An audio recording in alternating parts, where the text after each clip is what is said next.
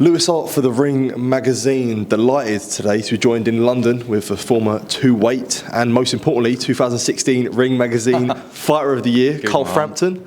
No one remembers that one, you know. They've got to remember it. It's one of the most prestigious ones, mate. But yeah, good to see you, Carl. How's things, mate? How are you? Good. Life's good. Early start this morning on a 6:30 flight over to here. Actually arrived a wee bit late the offices, but life's good, mate. Just started a new job here with DAZN. Yeah, looking forward to being involved in some big fights. Yeah. I guess firstly for myself, like being from Belfast, like does it ever get long with constant flying over? No, because the train, I find train's easy, but I couldn't imagine like flying. Flights are okay. You know, I mean, you're Belfast Airport. If you're flying out of Belfast City Airport, it's a gift. So you only need to get there an hour before it, and the flights are quick. It's you're on the ground again inside an hour. So I don't mind it, to be honest. Yeah, can't complain too much. But yeah, obviously big news for yourself joining DAZN now. Yeah, I guess sort of coming over from TNT with Queensbury. Yeah, I guess how good is it now to be at DAZN and you know obviously a new start for yourself? It's very, very exciting. Yeah, I had a great few years at TNT. Made, I hope, some lifelong friends there. I didn't work with a person while I was on screen or behind the scenes at TNT that was an asshole. All good people, but at this point in time, they don't have a lot of boxing on their channel. Frank had jumped across the DAZN, and the only thing I know anything about is boxing, so this is where I needed to be, and so far so good. Everybody else here at DAZN seem to be nice, good people. I know a lot of guys, the pundits anyway, we all know each other. So I'm looking forward to getting going. I guess for yourself now, and you know, throughout your career promoted by Matchroom and Queensbury, to see them both on the same broadcaster now, it must be a mad feeling, mad to see. It's not as mad as it was when I first heard about this, but everyone's kind of got used to it. But I mean, if someone says that they seen this coming, where Frank and I'd be working together, they're full of shit. Like, you know what I mean? I thought the boys despised each other. I think they probably did, but it's a funny old world, boxing. And yeah, the bromance seems to be strong enough at the minute. It's good to see. Yeah, for yourself as well, like you've been doing punditry for a few years now, happily retired. How do you sort of find that aspect? Because like you sort of giving your opinion to like for everyone to see, and look, obviously you'll be strong in your opinion, but I guess that leaves you open for a lot of criticism, etc. Like for me, if I give my opinion, I get criticism from like two mates or two people sitting ringside. You're having it from like everyone. So like, how do you find that? Well, it's okay. I mean, I can deal with it, and I am very strong in terms of what I say, and when I'm asked to make opinions and predictions on fights, sometimes I'm pretty strong. So I do get criticised when you get it wrong, and I do get it wrong from time to time. My wife actually reckons I very rarely get them right, but I think I get them right more than I get them wrong. Like recently, I've been getting a wee bit of flack because I said Nick Ball beats Inoue. Yeah, I was about to ask you about. I was going to ask you about that. But I still think he does. I remember I got laughed at when it says that Terence Crawford beats Canelo. I know the fight hasn't happened yet, but people were even laughing at the thought of them two guys fighting each other. So we'll see who's laughing when the fight does happen. Yeah, well, obviously it starts this weekend with Joyce Hrgovic. Yeah, I guess what were your thoughts on that encounter, and really like a last chance saloon for Joe Joyce on Saturday night? I'd say for both of them, last chance saloon. Hrgovic isn't the youngest either, coming off the back of the feet. Joe's lost 3 of his last 4, and the one that he won, he didn't look great at all. And I think a lot of it's down to Joe's lacking a bit of confidence at the minute.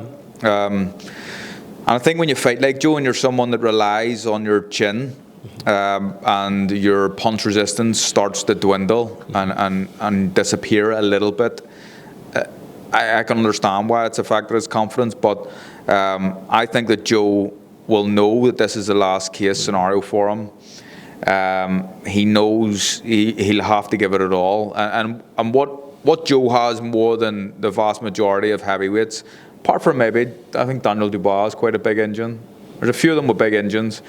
Joe Joyce's engine, I've never seen anything like it. The guy just doesn't stop. And if he can survive the first half and not get hit too clean and too often by Hrgovic, who's a very neat, good combination puncher, very accurate as well, but fades in the second half. If he doesn't get hit too often, too early, we know he's going to get hit, that's the way Joe fights, but I think he can win in the second half. Is it ever difficult, I guess, for someone like Joe, where there's been public calls for him to retire by many people? Is it difficult sometimes when you do have a guy still fighting when a vast majority of the public don't want to see him box again? Yeah, it is. I mean, Derek Chisora's had the same stuff through at him as well, and it's a difficult one because you kind of got to let people do what they want to do, but it's important to have good people around you that have your best interests at heart, rather than just seeing you making a lot of money and maybe you getting a little bit of that money and allowing you to continue going on. I'm not saying that's the case for Joe and Derek. Maybe they're just too strong-headed individuals and they love to fight, which is probably the case, but I think you need to have good people around you to kind of say, put their arm around you, and someone you can trust as well, and you know who has your best interests at heart, just to say, it's time to call it a day, lads. But I'm one of them guys that have said that I think both should have retired, but that's just my opinion. And I mean, when I've started to think about the sparring that I've done and the fights I've had, I think at some point in my life, there's going to be some sort of slowing down. I just hope it's when I'm an old man, 80 years old, not 50. Yeah, you mentioned Chisora there, and it was going to lead me on to my next question of potentially, I guess, a fight between himself and Daniel Dubois, or potentially being ordered by the IBF. Where would you sit with this? And I guess from my point, is it like, when he gets ordered by a governing body, is there much room for complaint? No, I don't think so. And I mean, Derek had a great win against Otto Wallin, who not that long ago, because where he had the fight with Tyson where he'd cut the eye and stuff, no one wanted to fight him after that for quite a while, until AJ done a job on him. So he was kind of the avoided man. Derek, it was a tough fight for Derek to win, but he looked the part. Wallin didn't look great at all, but Derek kind of bullied him from start to finish. There's a knockdown in there as well. And he deserves to be in that position, whether you like it or not. He deserves to be in that position after beating someone like Otto Wallin. So I can understand why people criticise it, but I can also understand why he's there. But the fight with Daniel, I know I love Derek, I really love him, but it's a really, really dangerous fight for Derek, and I would just worry about him getting hurt. Yeah, it could be very interesting. Obviously, being on DAZN now, Carl, do have to ask you about a massive fight as it's start of April. Do have to ask you about a massive fight at the end of April. Chris Eubank Jr. versus Conor Benn. I'm sure a lot of people have asked you about it. I guess, where do you sit with this fight in terms of, everyone knows it's a massive fight, but in terms of a contest, how would you sit with this fight, as we speak about, 25 days away from it? I'm looking forward to it. I'm glad that I would have hoped to have been there if it wasn't working with DAZN anyway, but now I'll definitely be there, so I'm buzzing about that. I think there's a lot of interest in this fight, and a lot of it stems from the dads' rivalries and everything else. We know all this, and I don't need to repeat it again, but it's a really interesting fight. Conor Benn, obviously there's a lot of controversy around him and his career and everything that's went on. Eubank is sometimes a controversial figure as well, but I think a lot of people, and just how he's dealt with the build-up to this fight, Eubank has gained a lot of fans, I think, that he hasn't previously had. But the fight's going to be good. There's going to be more chaos, I imagine, in fight week as well. So I'm just looking forward to it. Yeah, I was going to ask you about the build-up, and especially Eubank. He sort of sometimes seems to have this bit of a chip on his shoulder, always call himself the bad guy. And when I asked him before, I was like, for this build-up, do you think you're the bad guy? And he still sort of says so. But guess what have you made of the build-up and the way that both teams have really handled themselves? I think Eubank has come out on top, and in terms of even how he handled the press, the egg stuff, you know, people are going, I think, a little bit over the top with that. I seen Barry McGuigan say somewhere he could have been blinded. Yeah, he said it was career-ending. Yeah. Jesus Christ, come on. It was an egg. It was funny, and obviously that was one of the excuses. I don't think it was Ben I made that excuse about the eggs. I think it might have been the WBC, but it was funny. You have to laugh. Now, if I'm Conor Benn getting hit with an egg in front of the world, I'd probably react how he did as well. But yeah, I can't remember, what was the question again? I was just saying, like, what did you make of the build-up and just like in general, really? I guess. Eubank's been amazing, and someone like Eddie Hearn, who is as good as it comes in dealing with reporters and journalists and everything else.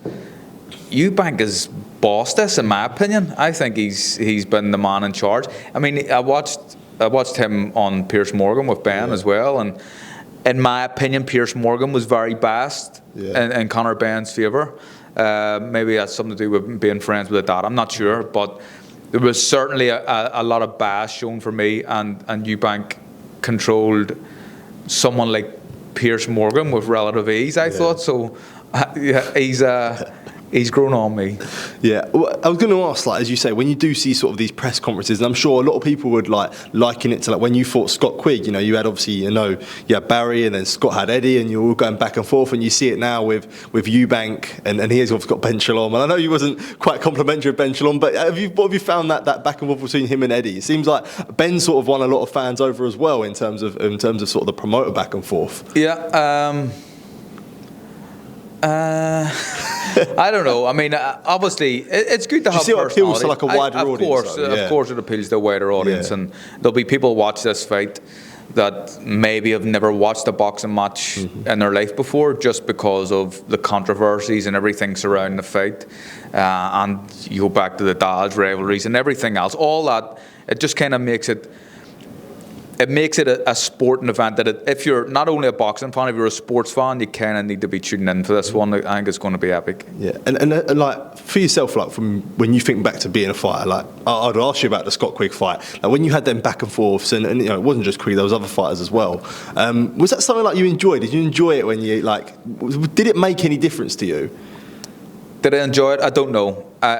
I like to wind people up. Yeah. Now, I don't think I'm as good as winding people up as Chris Eubank was. Far from it, to be honest. But I like to try and wind people up a wee bit. But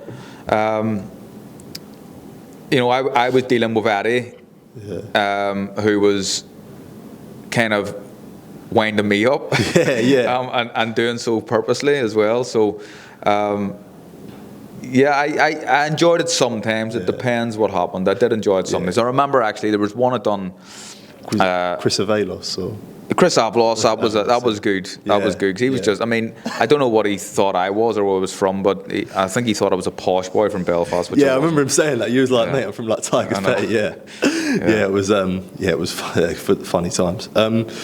You mentioned it earlier. I do have to ask you about your comments in an interview with Boxing News. You said about Nick Ball giving Inoue problems. I know you caught a bit of flack for that. But something that you truly believe in. I still stand by it. I think that there's a ceiling in terms of how many weight divisions you can go up. Incredible what Inoue's done. He's one of my favourite fighters to watch at the minute, but as is Nick Ball.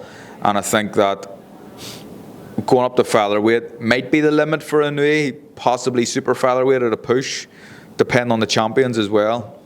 But I really give Nick Ball a chance in the fight, and I think his tenacity, his toughness, his resilience, he can punch hard as well. I think he combine all these two together. And you just start to see some of the super bantamweights getting a little bit closer to Inoue. I know none of them got too close, but they're getting a little bit closer. I think that Nick Ball could potentially be the one that beats him. Before I do let you go, Carl, be silly not to ask you about, obviously, you had a great night at Windsor Park many years ago. Looks like potentially this summer boxing could make a return to Windsor Park, fingers crossed. Lewis Crocker, Paddy Donovan, 2 ordered for a rematch. I think Crocker actually boxed on the undercard of your fight in Windsor Park. I guess, what do you make of the rematch being ordered and the decision based off the first fight?